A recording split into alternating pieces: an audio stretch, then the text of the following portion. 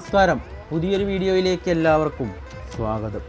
Sanju run നേടുന്നത് കാണാൻ എനിക്ക് ഇഷ്ടമാണ്. വെളിപ്പെടുത്തലുമായി ഇന്ത്യൻ കമൻറ്റേറ്റർ. സഞ്ജു സാംസൺ എന്ന നായകനും സഞ്ജു എന്ന താരത്തിനും ഈ സീസൺ വളരെ പ്രാധാന്യമുള്ളതാണ്.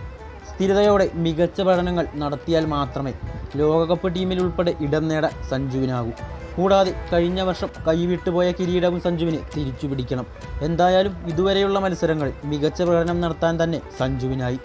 സഞ്ജു കളിക്കുമ്പോൾ ലോകത്തിലെ ഏതൊരു സ്റ്റേഡിയത്തിനും വലിപ്പം കുറവാണെന്ന് തോന്നും എന്ന് കഴിഞ്ഞ ദിവസം ആകാശ് ചോപ്ര പറഞ്ഞിരുന്നു.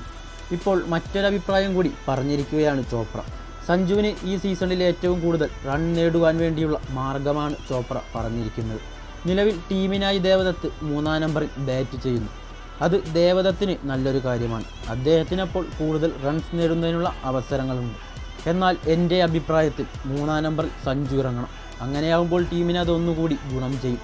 അവനാകുമ്പോൾ സാഹചര്യത്തിനനുസരിച്ച് കളിക്കുമെന്നും ചോപ്ര പറഞ്ഞു. പാണ്ഡ്യയുടെ ടൈറ്റൻസിനെതിരായ മത്സരത്തിൽ ആദ്യം തന്നെ വീണുപോയ രാജസ്ഥാന് വിജയത്തിലേക്ക് എത്തിക്കുന്നതിൽ നിർണായകമായത് സഞ്ജുവിൻ്റെയും ഹെറ്റ്മെയറിൻ്റെയും തകർപ്പൻ അർദ്ധ സെഞ്ചുറികളാണ്. വെറും 32 പന്തിൽ നിന്ന് 3 4-ൻ്റെയും 6 സിക്സറുകളുടെയും കരുത്തിലാണ് 60 റൺസ് നേടിയത്. ഒരു ഘട്ടത്തിൽ 4 റണ്ണിന് 2 വിക്കറ്റ് എന്ന നിലയിലായിരുന്ന രാജസ്ഥാനെയാണ് സഞ്ജു രക്ഷിച്ചത്. മത്സരം ആവശ്യപ്പെടുന്നത് പോലെ വേഗത കൂട്ടിയും കുറച്ചും കളിക്കാൻ താരത്തിനായി.